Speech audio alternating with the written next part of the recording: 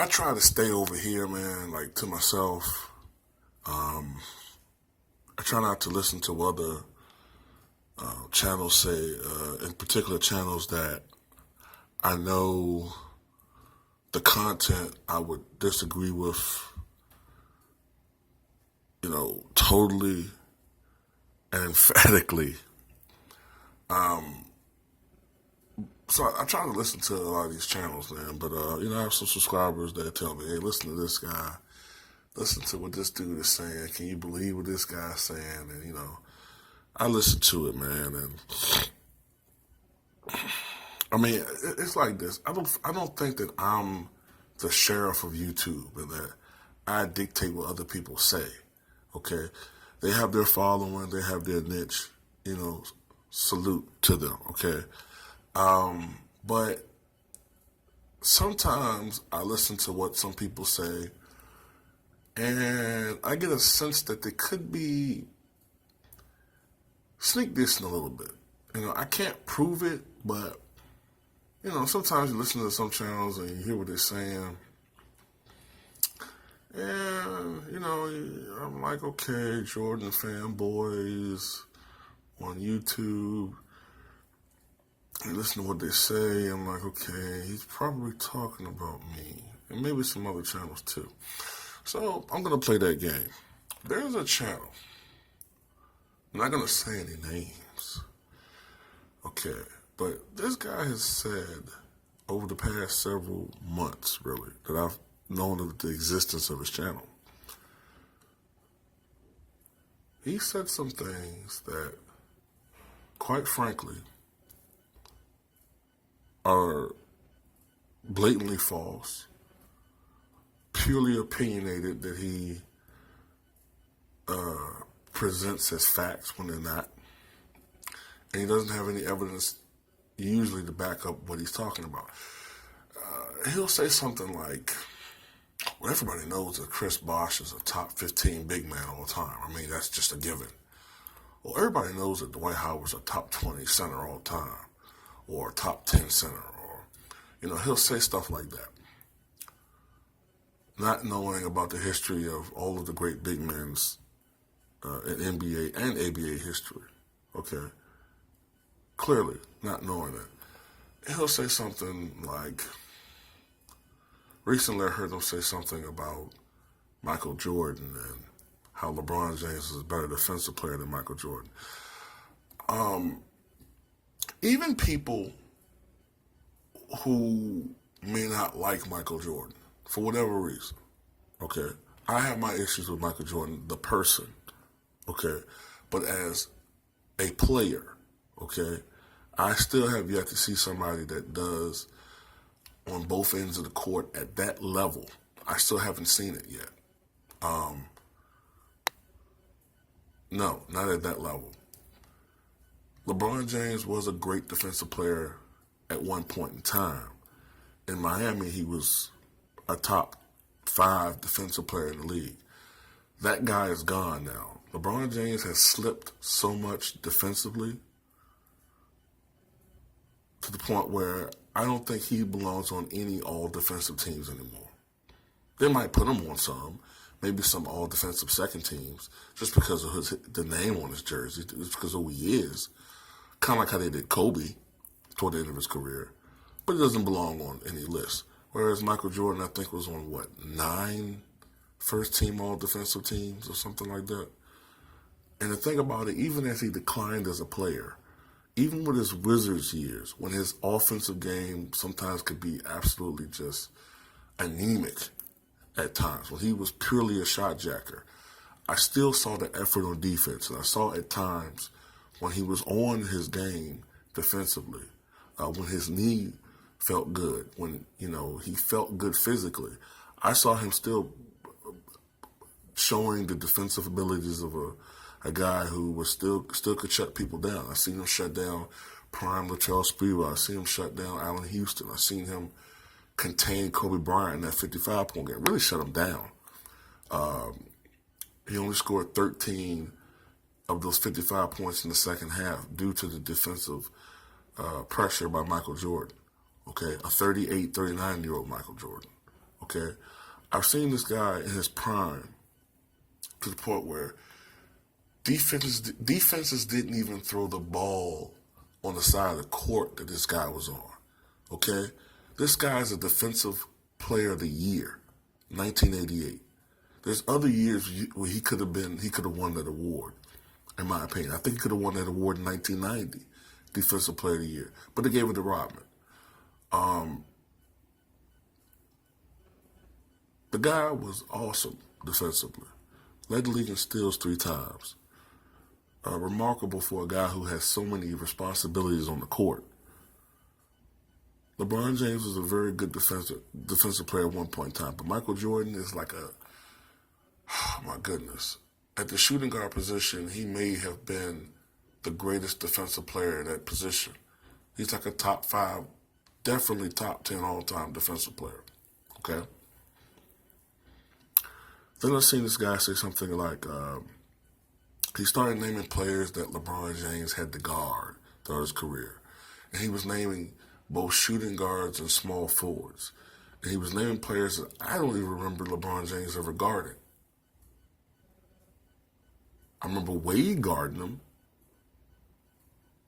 but not necessarily LeBron all the time, you know? And then he started like saying things like, well, Clyde Drexler, let's be honest. I'm going to be honest about Clyde Drexler. I mean, he's really only had, come on, let's be honest. He only had 5 good years. And when you say stuff like that, that tells me that you're looking at purely statistics. You're going at score. You're looking at one thing. You're looking at that column, scoring average. You're talking out of your ass, which is what I loathe. I cannot stand people who won't just admit they don't know certain shit, okay? I don't know everything, guys. I don't know everything. And when I don't know something, what do you always hear me preface with?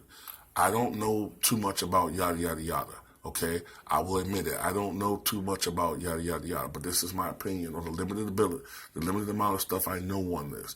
And if someone can tell me about this, tell me. I will always say that. I do not talk out of my ass, and this guy does. First of all, Clyde Drexler did not have just 5 good years. Clyde Drexler played on teams that had other persons on the team that could score, okay? Who could put the ball in the basket, okay? You're talking about a team that was so deep at one point in time, guys. A team that was so deep that Drazen Petrovic wasn't even in the rotation. And despite the fact this team was so deep, Clyde Drexler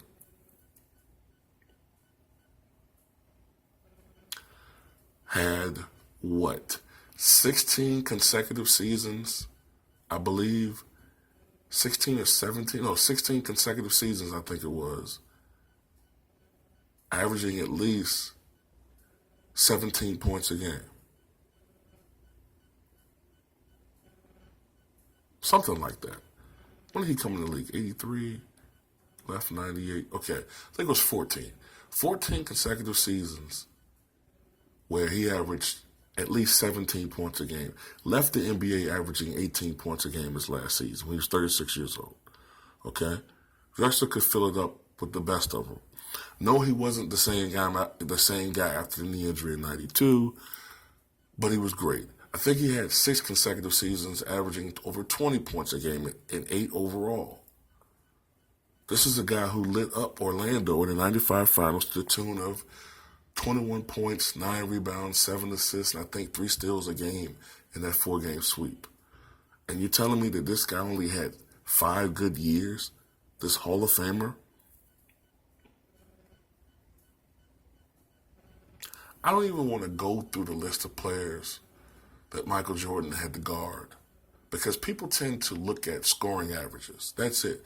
Not equating the fact that for much of the 1990s, that was the defensive era where scoring averages were a little bit lower because the paces were slower, the defenses were much better. Let's just be honest. Most teams had a lot of defensive specialists. Guys actually played defense back then and prided themselves on defense. Okay? That was an era where people took pride in at least attempting to play defense. Okay? You didn't have a finals where the losing team averaged 115 points a game and the winning team averaged 124 points a game. All right? 124 points a game. By comparison, in 98, the Bulls averaged 88 points a game when they won in 6. And you're really trying to compare the eras? It's no competition. People want to talk about the 60s. This era right now is starting to become inflated as far as scoring is concerned at times.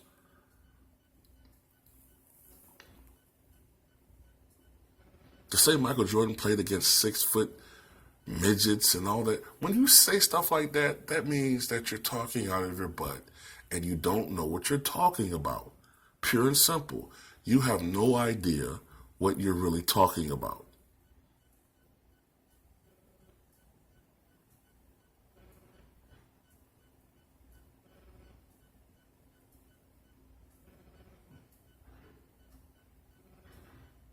None. You don't know what you're talking about. So I think anybody who watches this channel, take what this guy says with a grain of salt, especially, and do your own research. Because there are some people in here with agendas. I don't have an agenda. Some people say I have an agenda. I don't. When I see somebody who plays on that level of Michael Jordan, I'll admit it. I said a couple of years ago I thought LeBron James had a chance. The way he's going now, I don't see it anymore.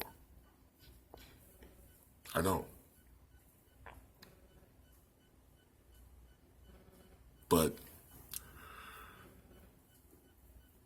it's just sad, guys. It's just really sad how limited some of these guys really are. You know what I mean? Like, for a person to say also that the only players that could make it in today's NBA are Magic, Michael, and Larry from any era not playing now. When you say stupid shit like that, you're saying that Bill Russell couldn't make it, Wilt Chamberlain couldn't make it. Wilt Chamberlain, have you looked at his athletic profile? Kareem couldn't make it? Are you serious?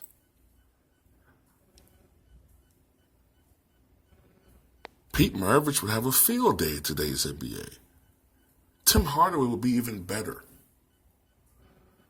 You take any perimeter player, take any perimeter offensive player, like a World Be Free, and you put him in today's NBA. The sky's the limit. World Be Free had a year averaging 30 points per game for the Clippers. Oh my goodness, what do you think he would average now with the three-point shot the way it is now? Nate Tiny Archibald, without the three-point shot, averaged 34 points and 11 assists in 1972-73 for the Kansas City Kings. What do you think he would do now? What do you think Dave Bing would do now? What do you think all these great perimeter players would have done in today's game? The way the game is opened up now, where you can't put your hands on guys.